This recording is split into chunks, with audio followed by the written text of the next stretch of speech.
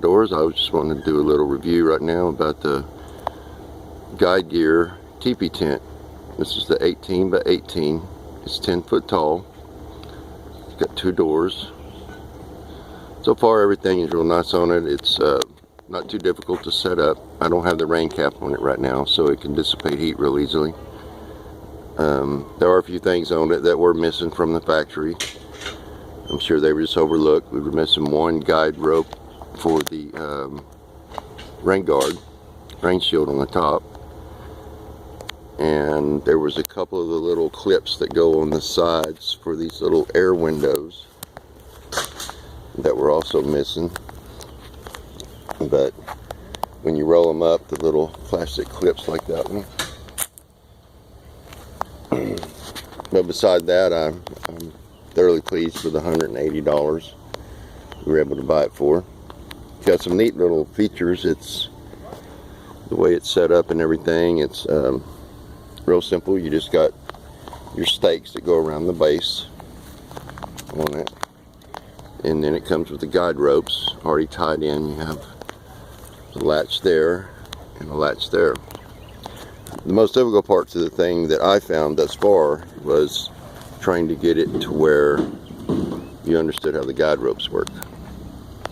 But this is how I figured it, and it seemed to do pretty good. We had some really good winds this weekend. We're at West Walking Lakes in Oklahoma, and Memorial Weekend 2017, and I'm telling you, we had some pretty stout storms come through, and it held up really good.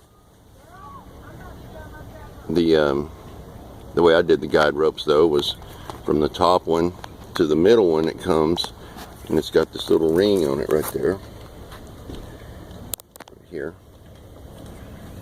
and I left those two tied together, and then I tied those two into one down to the stake for the outside, which these are just, you know, your common little tent stakes. There's nothing real grand about them as far as it being for a $180 Tipi tent, but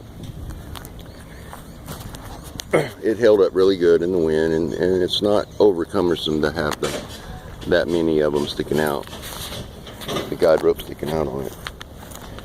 Did real well. It's large enough that it really and truthfully has to have 2 doors on it.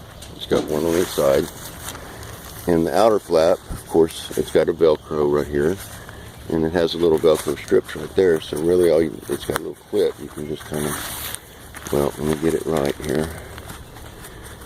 It sticks to, oh, I'm sorry, there it is right there. It sticks to it right there, and it holds it open.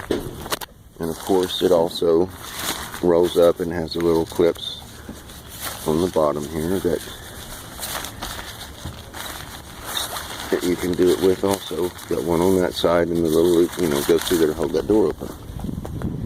Now, the problem I did have is the fact that it doesn't really come with a way to do the inside that I figured out anyway. So when you roll the outside up and you fold it in there, there's not a way to do the screening, but it was a real simple fix for someone like me.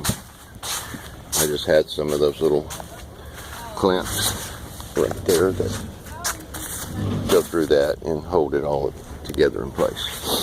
Beside that, it only has one pole. Say it's 10 foot tall. It has one pole, so you can really see the way it holds it in place. Plenty of room though. We used it all weekend for the children, and they like their little play place in a way.